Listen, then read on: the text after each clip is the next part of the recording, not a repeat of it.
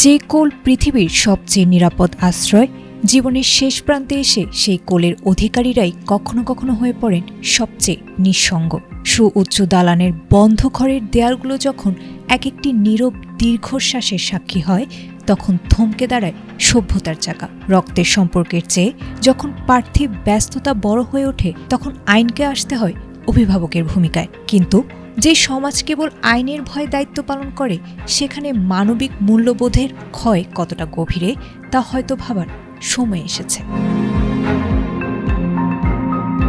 সম্প্রতি রাজধানীর মিরপুরে ৭৫ বছর বয়সী নূরজাহান বেগমের করুণ মৃত্যু দেশের বিবেককে নাড়িয়ে দিয়েছে। সরকারের উচ্চপদস্থ কর্মকর্তা, নামী বিশ্ববিদ্যালয়ের শিক্ষক ও স্কুল শিক্ষকের মা হয়েও শেষ জীবনে তার ভাগ্যে জুটেছিল চরম অবহেলা ও একাকিত্ব।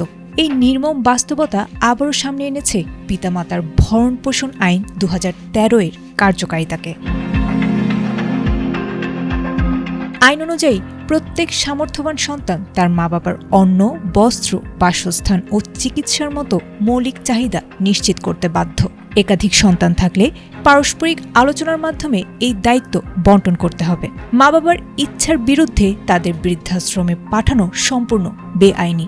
এমনকি সন্তান আলাদা থাকলেও নিয়মিত দেখা করা এবং আয়ের একটি যুক্তিসঙ্গত অংশ মা বাবাকে দেয়া বাধ্যতামূলক। বাবা মায়ের অবর্তমানে দাদা দাদি কিংবা নানা নানির ক্ষেত্রেও একই নিয়ম প্রযোজ্য। আইন অমান্য করলে সর্বোচ্চ ১ লাখ টাকা জরিমানা বা অনাদায়ী ৩ মাসের কারাদণ্ডের বিধান রয়েছে। এমনকি কোনো সন্তানের স্বামী কিংবা স্ত্রী এই দায়িত্ব পালনে বাধা দিলে তিনিও সমান অপরাধী হিসেবে গণ্য হবেন। এছাড়া ২০২৩ সালের নতুন বিধিমালা অনুযায়ী বিশেষ পরিস্থিতিতে মা বাবাকে কেবল সরকারি কিংবা বেসরকারি পরিচর্যা কেন্দ্রে রাখা যাবে। মিরপুরের এই ঘটনা আবারও যেন মনে করিয়ে দিল, মা বাবার প্রতি সন্তানের দায়িত্ব কোনো করুণা নয়, বরং এটি একটি আইনি ও নৈতিক বাধ্যবাধকতা। আইনের কঠোর প্রয়োগের পাশাপাশি পারিবারিক ও সামাজিক মূল্যবোধের জাগরণই পারে প্রবীণদের শেষ জীবনকে নিরাপদ ও মর্যাদাপূর্ণ করতে।